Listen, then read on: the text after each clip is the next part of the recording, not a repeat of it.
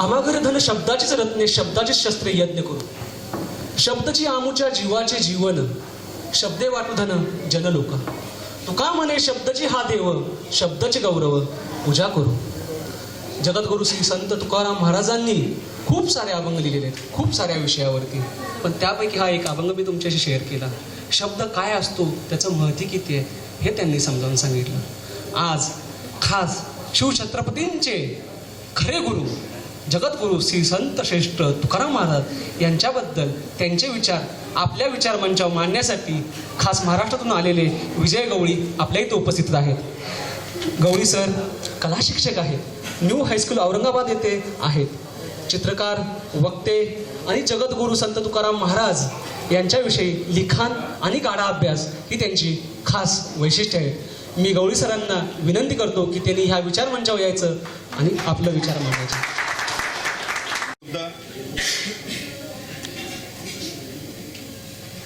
महासम्राट बळीराजा,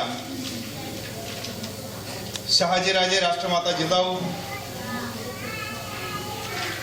तुकोबांनी ज्यांच्यासाठी वारकऱ्यांना दारकरी बनवलं ते छत्रपती शिवाजी महाराज.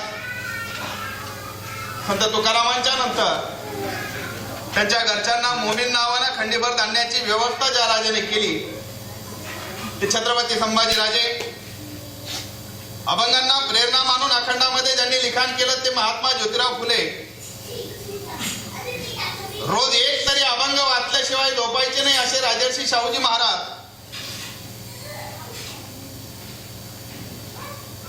मूकनायक पाक्षिकामध्ये काय करू आता धरून या भीड निशंक हे तोंड वाजविले. नवे जगी कुणी मुखियाचा जाण लादुनी सार्थक नवे गीत. म्हणजे या ठिकाणी कुणालाही शांत बसून त्याचं काम होणार नाही. तर ज्याला काम करायचं आहे त्याला बोलावं लागणार आहे. मुख्याचा जर नायक व्हायचं असेल तर त्याला नायक होण्यासाठी या अभंगाची प्रेरणा ज्यांनी घेतली ते डॉक्टर बाबासाहेब आंबेडकर. तुका तरी सहज बोले वाणी आणि त्याचे घरी वेदांत वाहे पाणी. म्हणजे माझ्या सहज बोलण्यानं सुद्धा माझ्या घरी वेदांत सुद्धा पाणी प्यायला येतो. का तर माझ्याही पेक्षा तुमच्या बोलण्याचा अर्थ लोकांपर्यंत सहज आणि सोप्या पद्धतीने जातो असं वाटून वेदही माझ्या घरी पाणी भरायला येतात. या आत्मविश्वासाने जे बोलले 156 देशांमध्ये 18 भाषेच्या माध्यमातून गाथेचा आणि वारकरी संप्रदायाचा विचार गाथेच्या माध्यमातून ज्यांच्यामुळे पोहोचला ते गाथा सांगणारे जगद्गुरु संत तुकाराम महाराज आणि ज्यांनी गाथा लिहिली ते संताजी जगनाडे महाराज. या सर्व महामानवांच्या विचाराला सर्वप्रथम या ठिकाणी अभिवादन करतो.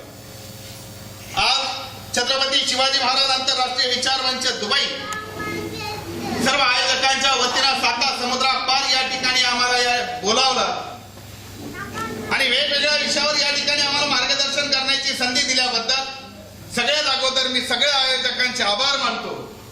मी वयाच्या साधारणतः 8-10 वर्षापूर्वीपर्यंत कधी स्टेजवर उभा राहिलो नाही. मला कधी बोलता आलं नाही. कुणी बोलायला लागला तरी मला घाम फुटायचं. पण मला बोलण्याची हिंमत ज्यांनी दिली आणि आज त्यांच्या सोबत 7 समुद्रापार या ठिकाणी एक विषय मांडण्याची तेही तुकाराम महाराज सारखा विषय मांडण्याची संधी ज्यांच्यामुळे मला मिळाली त्या प्रदीप दादांचे सगळ्यात आधी या ठिकाणी मी आभार मानतो आणि माझ्या विषयाला अगदी थोड्या वेळासाठी या ठिकाणी सुरुवात करतो. एकतर 7 समुद्रापार आम्ही या ठिकाणी आलेलो आहे. आम्हाला आनंद किती झालाय याची कल्पना तुम्ही आम्ही करू शकत नाही, कारण ते आमच्या वाटेला आले.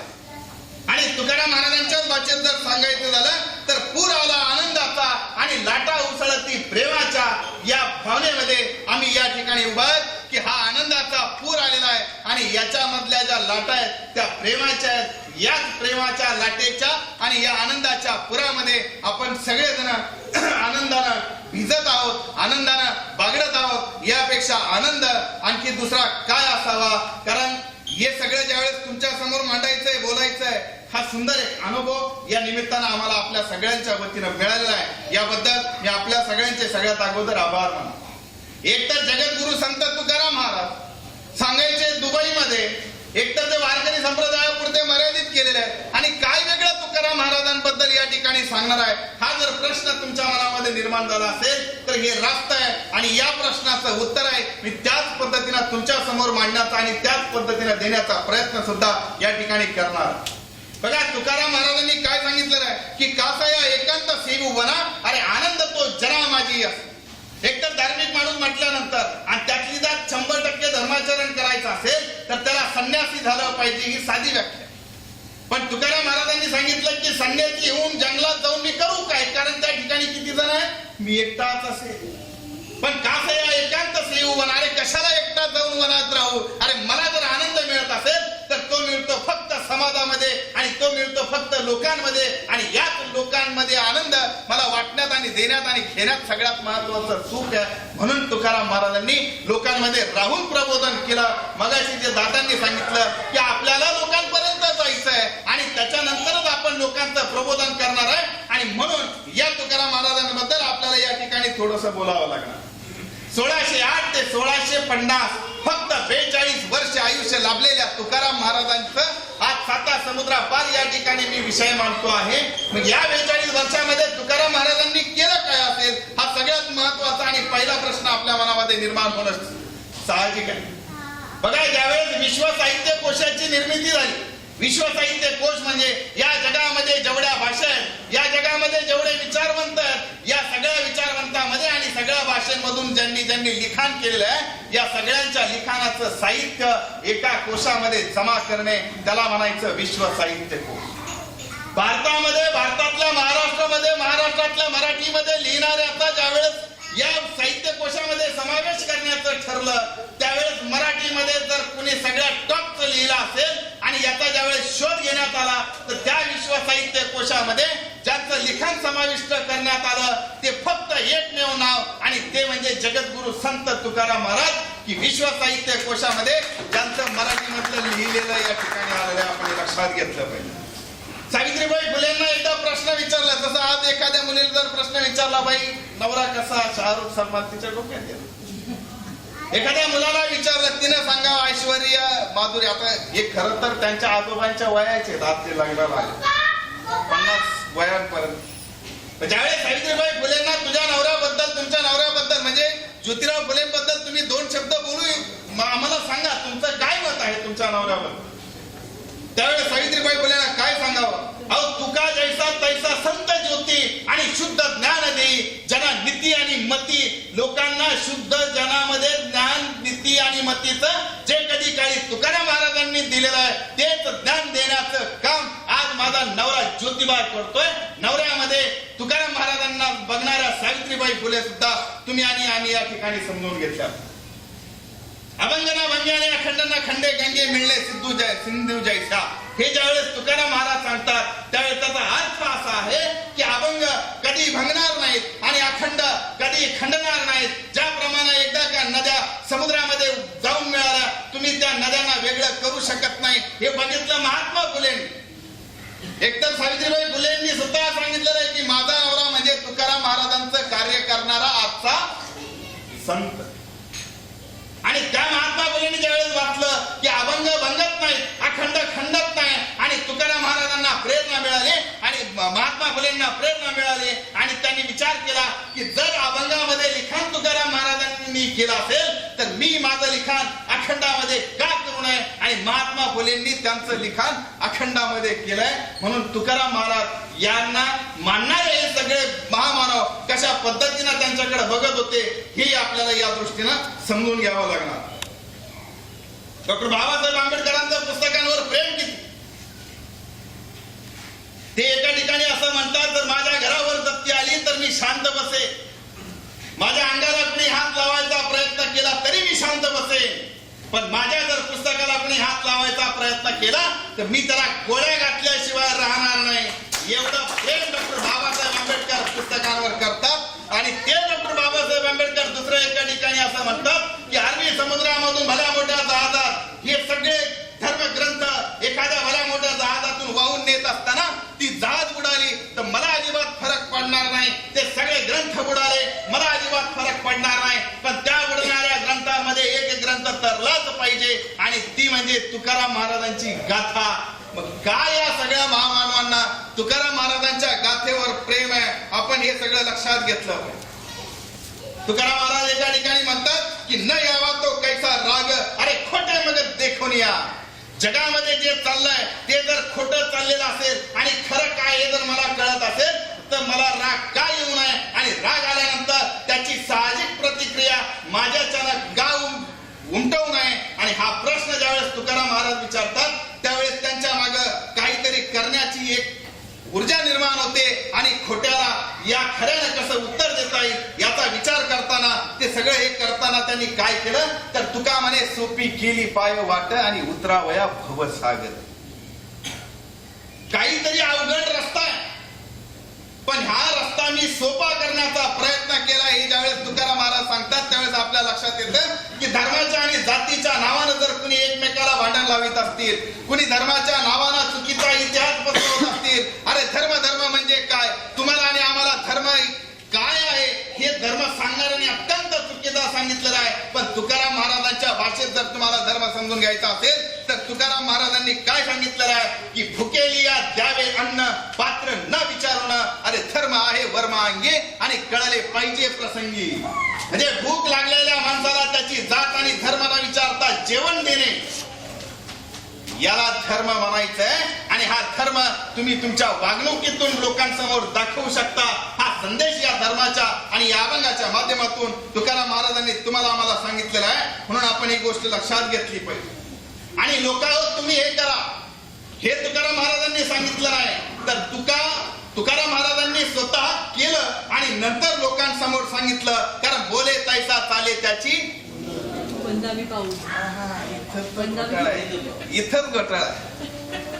तुकाराम महाराजांनी बोले तैसा चाले त्याची तुम्ही वंदावी पावले असं सांगितलेलं नसून बोले तैसा चाले त्याची मी वंदीन पावले असं तुकाराम महाराजांनी सांगितलेलं आहे. पण हे सांगणं कुणाला तरी सोयीचं नव्हतं म्हणून त्यांनी हे तुम्हाला तसं न सांगता किंवा तुकाराम महाराजांनी सांगितलं की तुम्ही दुसऱ्याने कुणीतरी करा त्या पद्धतीनं वागा असं नाहीये तर स्वतः केलं. भामनाथाच्या डोंगरावर 7 दिवस नामदेव महाराजांची गाथा घेऊन थांबले आणि त्यांच्या लक्षात आलं की नामदेव महाराजांच्या गाथेतून प्रेरणा मिळाली आणि त्यांनी काय करावं तर या गाथेच्या माध्यमातून माझा समाज अंधश्रद्धेमध्ये बुडत चाललेला आहे, माझा समाज दैववादामध्ये चाललेला आहे, माझा समाज अज्ञानी आहे आणि याच्यासाठी जर काही करायचं असेल तर मला स्वतः ते केलं पाहिजे. म्हणून सगळ्यात अगोदर काय करावं तर भामनाथाच्या डोंगरावरून खाली आले. वडील सावकार आहेत, वडील महाजन आहेत, पंचक्रोशीमध्ये अत्यंत गडगंज पैसा संपत्ती सोनं नाणं या तुकाराम महाराजांच्या पायाशी लोळण घेत असताना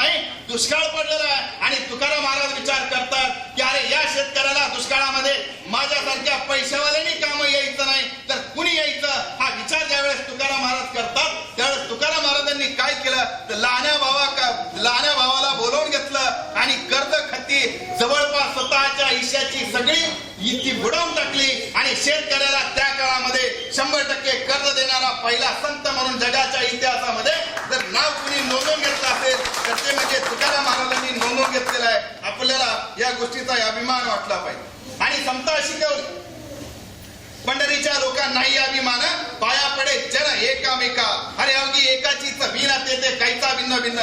जर तुम्ही म्हणता एकाची शिवराची सगळी लेकरं असतील तर त्याच्यामध्ये कुणी ब्राह्मण आणि कुणी महार असा भेदभाव तुम्ही करूच कसा काय शकता हे सुद्धा तुकाराम महाराजांनी त्यावेळेस सांगितलं होतं. आणि ज्यात नसू मुझे कछु नाही प्यार असते की नाही थेड हिंदू चंभार हे त्यावेळेस तुकाराम महाराजांनी सांगितलेलं आहे की मला जातीशी प्रेम नाही, ते कोणत्या जातीशी मला याच्याशी घेणं देणं नाही, ते फक्त माझ्या विचाराचे असतील, ते समाजहिताच्या विचाराचे असतील, ते सगळे माझे. हा विचार त्यांनी त्या विचारानं केलेला आहे. आणि त्यांनी सगळ्यात महत्वाचं सांगितलं की भविष्याच्या नादी लागू नका. कारण मेळवणी नरनारी शपथ सांगतील नाना परी. तुका म्हणे मैंद नाही त्यापाशी गोविंद.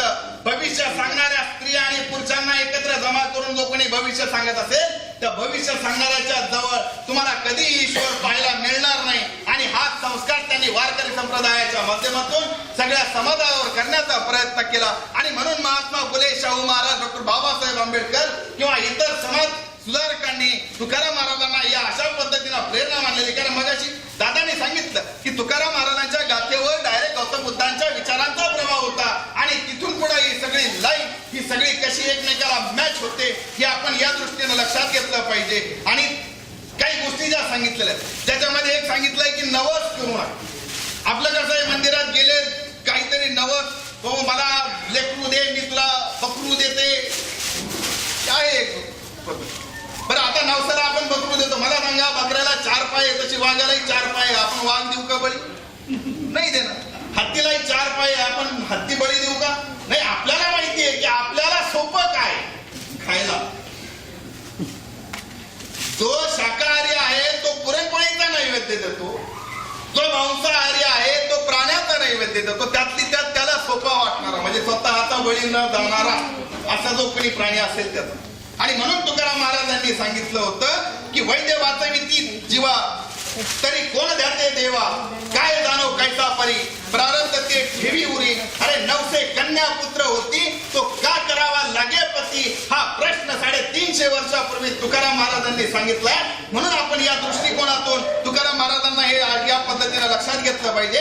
आणि सांगितलं की आवडीच्या मते करीती भोजनान भोग नारायणा म्हणती केला, म्हणजे याला काय आवडतं याचा नैवेद्य देवाला द्यायचा आणि बाकी आपण मस्त पैकी त्याला खायचं. हा विचारही या दृष्टिकोनातून समजून घेतला पाहिजे. आणि सगळ्यात महत्वाचं प्रयत्नवाद शिकवला आपल्याला. तुकाराम महाराजांबद्दल अत्यंत चुकीच्या गोष्टी सांगितलेल्या आहेत. ते दैववादी होते, ते देवभोळे होते, ते धार्मिक किंवा अशा पद्धतीचं नाहीये. अरे असाध्य ते साध्य करिता सायास, कारण अभ्यास तुका म्हणे, म्हणजे कोणती अशक्य वाटणारी गोष्ट जर शक्य करायची असेल तर त्यासाठी तुम्हाला अभ्यास करावा लागणार आहे आणि अभ्यासासाठी प्रयत्न करावे लागतील. हा प्रयत्नवादाचा पुरस्कार सुद्धा तुकाराम महाराजांनी केलेला आहे. आणि त्याचाच एक दुसरा अभंग एवढा सुंदर सांगितलेला आहे की ओलेमुळे वेदी खडकाची अंग आणि अभ्यासाची सांग कार्यसिद्धी. झाडाचं मूळ ओलं आहे, झाडाचं मूळ नरम आहे, झाडाचं मूळ पोचट आहे, पण ज्यावेळेस त्याला माहितीये की जमिनीमध्ये मी जात असताना मला पाणी शोषून घेण्याची जबाबदारी माझ्यावर आहे, कारण त्या झाडाला वाढवण्याचं काम मला करायचं. आणि ज्यावेळेस ते पाण्याचा शोध घेत असताना त्याला जर पाणी मध्ये जर खडक आडवा आला तर ते रडत नाही. खडक आडवा आला तर ते त्याची दिशा बदलत नाही. ते म्हणत नाही की मी नरम आहे, मला टोक नाहीये, मला कणखर नाहीये, असा विचार करत नाही. त्याच्या समोर त्याचं थेट ठरलं.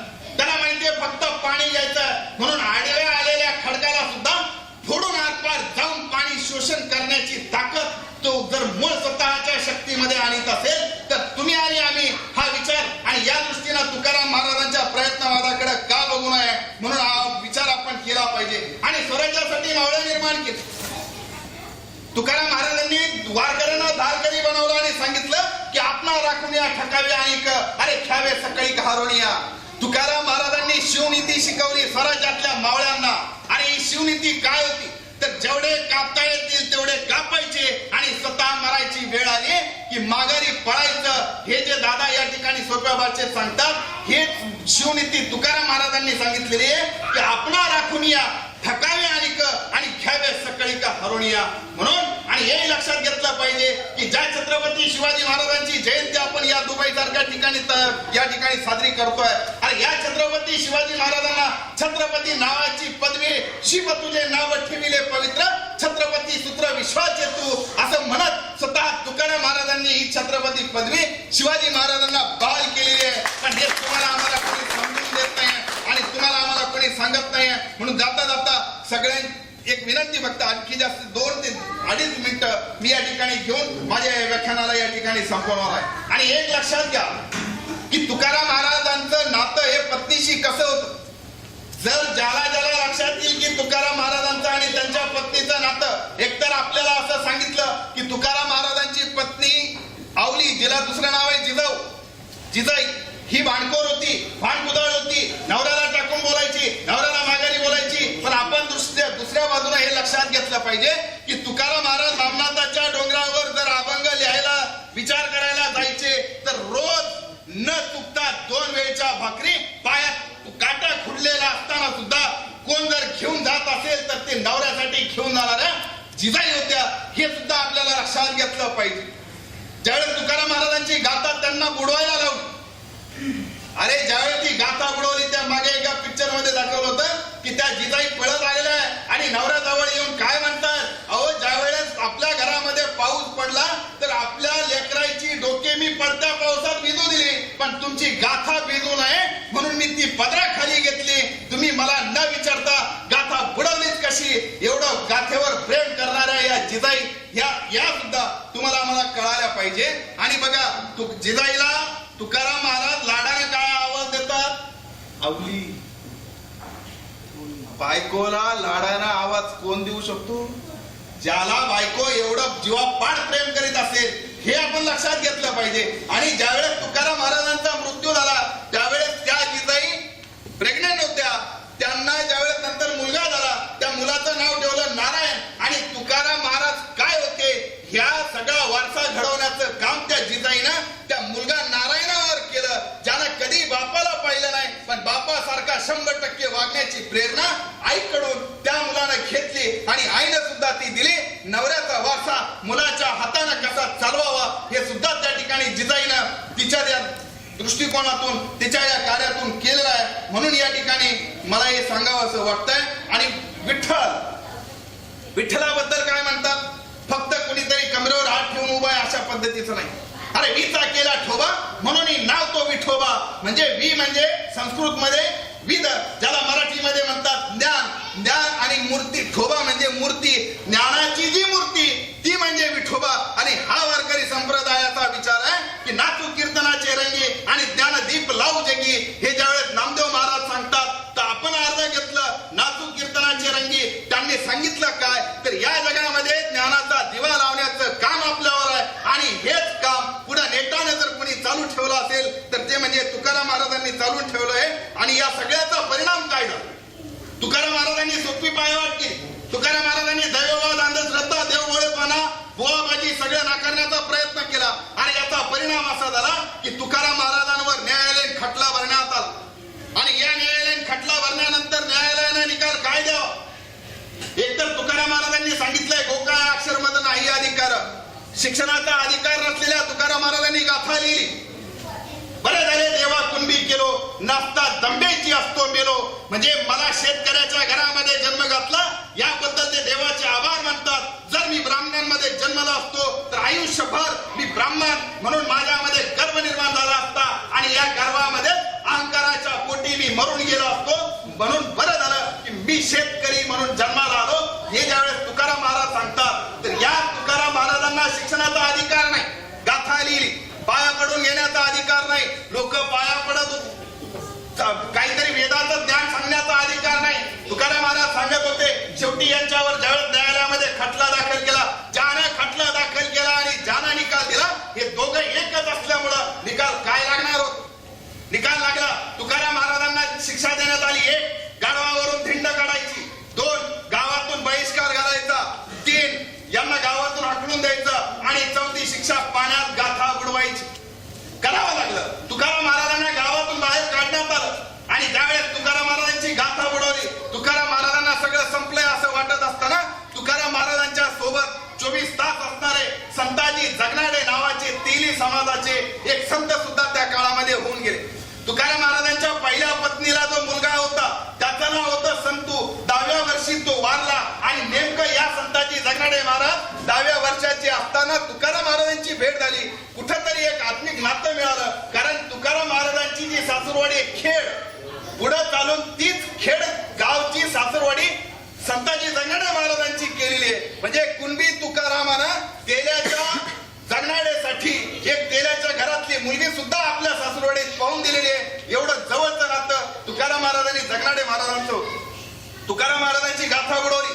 17 दिवस गेले. या 17 दिवसामध्ये संताजी जगनाडे महाराजांनी ती सगळी गाथा जी काही मुखोद्गत होती ती लिहिली. जी डोक्यामध्ये होती ती लिहिली. महाराष्ट्रभर अन्न आणि पाण्याचा विचार न करता ती गाथा जमवण्याचा प्रयत्न केला. आणि ती पूर्ण जशाला तशी गाथा तुकाराम महाराजांना पुन्हा त्यांच्या स्वाधीन केली. आता एक लक्षात घ्या, ज्या धर्मशास्त्रानं तुकाराम महाराजांची गाथा बुडवून तुकाराम महाराजांच्या विचाराला आणि तुकाराम महाराजांना संपवण्याचं काम केलं, त्या तुकाराम महाराजांना आणि त्याच गाथेला वाचवण्याचं काम संताजी जगनाडे महाराजांनी केलं. मग एक तर म्हणजे बरे झाले देवा कुणबी केलो, तुकाराम महाराज झाले कुणबी आणि संताजी जगनाडे महाराज झाले तेली. आणि ज्यावेळेस लक्षात आलं इथल्या धर्मव्यवस्थेला की कुणबी आणि तेली एकत्र आला की आपल्या विरोधामध्ये काहीतरी काम होतं. आणि जगामध्ये एक झेंडा, जगामध्ये एक इतिहास निर्माण होण्याचं काम होतं. म्हणून त्यांनी काय प्रचार केला तर त्यांनी प्रचार असा केला की कुणब्यानं तेल्याचं तोंड पाहू नये. म्हणजे बाकी कोणत्या जातीनं कोणत्या जातीचं नाही, बरोबर कुणब्यानं तेलाचं तोंड पाहू नये. या ठिकाणी प्रदीप दादा बसलेले आहेत. ते स्वतः कुणबी आहे. अरे या प्रदीप दादा कुणब्यानं एका तेजाला हा सगळा इतिहास सांगितला आणि त्या तेजाला ज्यावेळेस ती गोष्ट लक्षात आली त्यानं सुद्धा विचार केला की हा इतिहास 21व्या शतकामध्ये पुन्हा एकदा घडला पाहिजे. आणि तो कसा घडला तर या दादांच्या बरोबर आज या ठिकाणी दुबईमध्ये व्याख्यान देणारा हा विजय गवळी हा तेली आहे. आणि या एका कुणब्यामुळं एका तेजाला या ठिकाणी संधी मिळाली. अरे हा इतिहास लोक म्हणतात की इतिहास काय तुम्ही पाहताय जुनं बड काय करून काढताय इतिहास घडवा. अरे हा सुद्धा एक इतिहास आहे आणि दादांमुळं हा इतिहास मला माझ्या नावावर करून घेता आला. याबद्दल दादाचे मानावेत तेवढे आभार आणि दादांचे मानावेत तेवढे उपकार. माझ्यासाठी आनंद आहे म्हणून मी दादाच्या काय ऋणात राहून या ठिकाणी माझ्या बोलण्याला थांबवतो. शारजा या दुबई सारख्या ठिकाणी आम्हाला या ठिकाणी बोलण्याची संधी दिली त्याबद्दल मी आमचे सगळे कोकडे आणि सगळा मित्र परिवार यांचा पुन्हा एकदा आभार मानतो. धन्यवाद. जय जिजाऊ, जय शिवराय, जय शिवराय. अभंग म्हणजे काय हे खूप साध्या आणि सोप्या शब्दात सांगितलं.